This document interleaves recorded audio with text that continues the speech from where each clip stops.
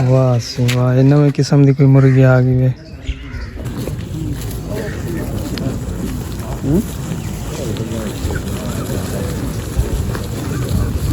जेड़े दिल दा हाल न पुछ बता पहला मुजरम तू होवे ही शाकिर दे शेर दे नाल आज वीडियो। अस्सलाम वालेकुम ऑल फ्रेंड, क्या हाल चाल है? उम्मीद करें सारे दोस्त खैर खैरियत नाल हो। बिस्मिल्लाह पढ़दे आज दा नवा व्लॉग करने स्टार्ट।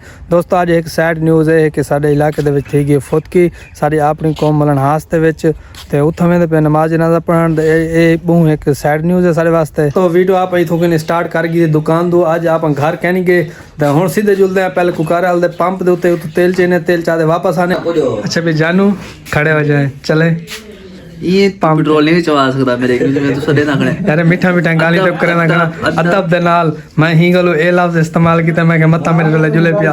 यार दोस्त ए मेरे नाल वेंदा नहीं ई वास्ते मैं थोड़ा जिहा मीठा जिहा ही लेंदा पिया मी ताकि ई में जल्दी जल्दी मेरे नाल जुले क्योंकि मोटरसाइकिल दे वेसों दो बंदे दा काम है एक बंदा तक पता नहीं मान सकदा।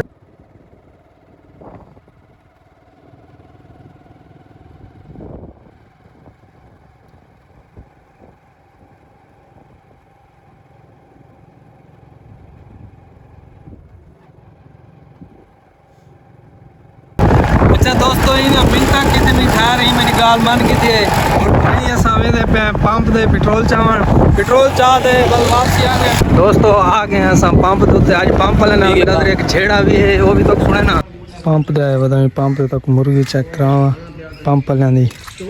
वाह सी वाह, ये नवी किस्म की कोई मुर्गी आ गई है। दोस्तों पेट्रोल चाह के वेंदे पे वापस अपनी दुकान के उत्ते पेट्रोल चाह के ये काफ़ी देर लाए क्योंकि कपड़े चावने ही बंदे कपड़े चाह के सी हुण वेंदे पे वापस अपनी दुकान के उत्ते। असां सरफराज भाई और फैसल भाई उन्होंने मिलवे। अस्सलाम वालेकुम। वालेकुम सलाम। यार आज जड़ा बड़ी बैड न्यूज़ है बिल्कुल सही अपने ये अपने विच एक मौजूद हन हुण ही दुनिया फानी दू कूच कर गए इन्हां बारे तुसां क्या आखसो? जी सही जिंदगी दा है चक्कर है कोई पहले वेंदा पे कोई बाद वेंदा पे बहरहाल मौत जड़ा ना अटल हकीकत है। बिल्कुल सही मौत तो है सही देख के साकू बड़ा अफसोस थे। बिल्कुल असा वेंदे 35 है 50 अपना सॉरी 80 वाली पुल दे पे नमाज जनाजा पढ़ते हैं उतना आज कई साल सवाब करें उतना के मगफिरत दी दुआ मंगसू इंशाल्लाह नमाज जनाजा पढ़सूँ और उनके बाद इंशाल्लाह थोड़े नाल वीडियो शेयर करें। दोस्तों नमाज जनाजे पहुँच गए माशाल्लाह आवाम कट्ठी थी खड़ी है नमाज जनाजे का टाइम का इंतज़ार करें देखने फैसल भाई सामने आधे बस आओ जुलू नमाज क्योंकि आवाम नमाज जनाजा गाह दे उत्ते आवाम पहुँचना शुरू थी गई है। तो ये सामने देखो असा क्योंकि असा गए वाल पिछू बे भी बंदे आवन शुरू थी गए क्योंकि असा वह सफ़ा बने सूँ इन बाद नमाज जनाजा घिना से वाल नमाज जनाजा पढ़सूँ। तो सामने चेक करो सी नमाज जनाजा मैयत सामने गिधियां ने अल्लाह पाक इन्हों को जन्नतुल फिरदौस चाला जगह देवे।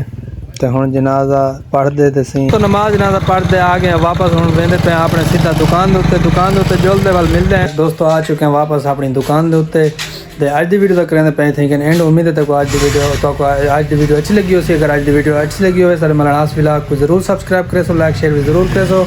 और क्योंकि आज सैड न्यूज़ है इन वास्ते वीडियो को ज़्यादा बना नहीं सके। उम्मीद है तो आज दी वीडियो अच्छी लगी हो सी। तब तक के लिए खुदा।